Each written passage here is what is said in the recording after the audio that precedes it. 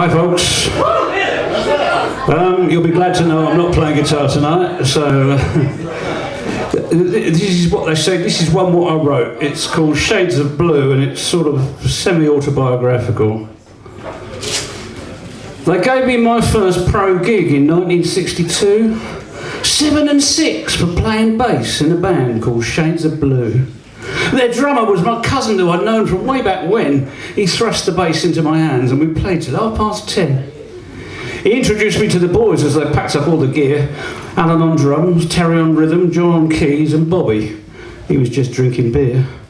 Bobby Ives was a friend of mine, a guitarist and note, as well as being lyricist for all the stuff they wrote. While the others packed up all the gear, Bobby was in a kind of a trance. I didn't know it then, but when they played at a local dance, Bobby kept saying that his guitar was full of screaming bugs.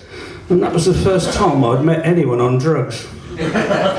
Now, Shades of Blue cut a record and it was played on the BBC. The record got into the charts at number 73. Alan rang to ask if I knew Bobby's parts. He's getting worse. He can't remember where it starts. If you can learn his stuff, can you make it to our next gig? So I went along and I played the songs and we went down, well, quite big. I'd learned all their stuff, even their so-called hit. Personally, I thought it was badly written shit. Bobby was so out of it, they kept him off the stage. I didn't know what to say to him, I was expecting him to rage. But in a moment of clarity he said, "You're a nice bloke." And then he lit up another one and hardly ever spoke. Well, he played a few more gigs with them, but he was getting worse. Even though he'd written it, he couldn't play the verse. So they had a band meeting and called me up. "We want you to play guitar." Although I was half expecting it, I still felt like a star. We were playing quite regularly and really getting noted. We won a battle of the bands because all our mates had voted.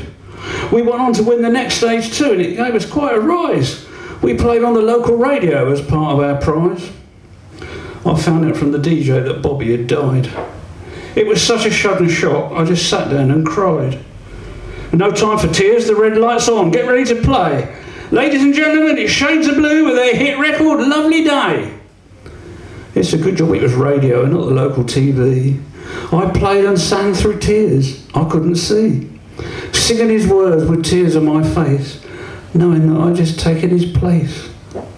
But that was more than 50 years gone by, and I've forgotten those words that made me cry. The band split up and all went on to other lives, but I still remember my friend, Bobby Ives.